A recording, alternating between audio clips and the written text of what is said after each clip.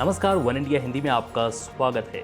Super cyclone Amphan बहुत तेजी से भारत के समुद्री तट की तरफ बढ़ रहा है।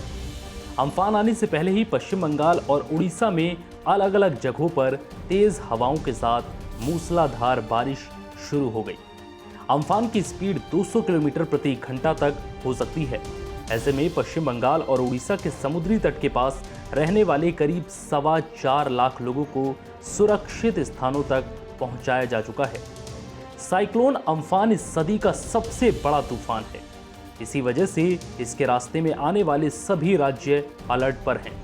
बंगाल और उड़ीसा में तेज हवाएं और बारिश शुरू हो चुकी है।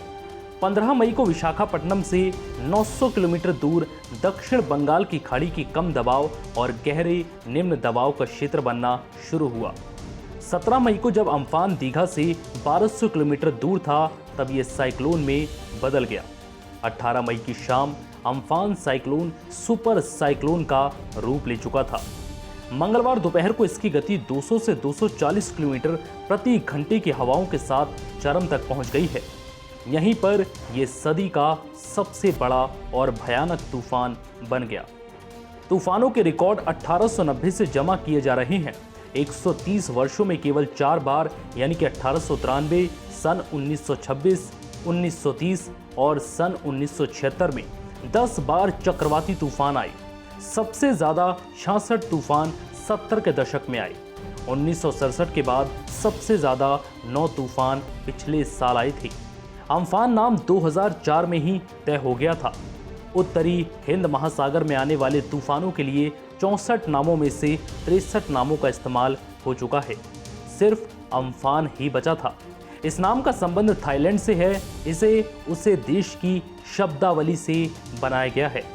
बुधवार सुबह ही ओडिशा के तटीय क्षेत्रों में तेज हवाएं चली, जहां पेड़ों को उखड़ते हुए भी देखा गया। इसके अलावा समुद्र के पास ऊंची ऊंची लहरें उठ रही हैं। स्थानीय प्रशासन की ओर से लगातार लोगों से तटीय इलाकों से दूर रहने की सलाह दी जा रही है। ओडिशा में अम्फान की स्थिति को देखते हुए कई शेल्टर कैंप भी स्थापित किए गए हैं। अब तक राज्य में करीब 1700 से अधिक शेल्टर कैंप लगाए गए हैं, जिनमें 1 लाख से अधिक लोगों को रखा गया है। दोनों राज्यों में एनडीआरएफ की 40 से अधिक टीमें तैनात की गई हैं। तटीय इलाकों से 2 लाख से ज़्यादा लोगों को निकाला जा चुका है। समुद्र में मछुआरों के जाने पर रोक लगा दी गई है। एनडीआरएफ के साथ साथ स्थानीय प्रशासन राहत कार्यों में जुटा है। बता दें कि मंगलवार रात से ही कई इलाकों में तेज बारिश और हवाएं चल रही हैं। बंगाल, उड़ीसा, सिक्किम, असम, मेघालय, केरल, कर्नाटक, बिहार तक इस तूफान का असर देखने को मिल सकता है।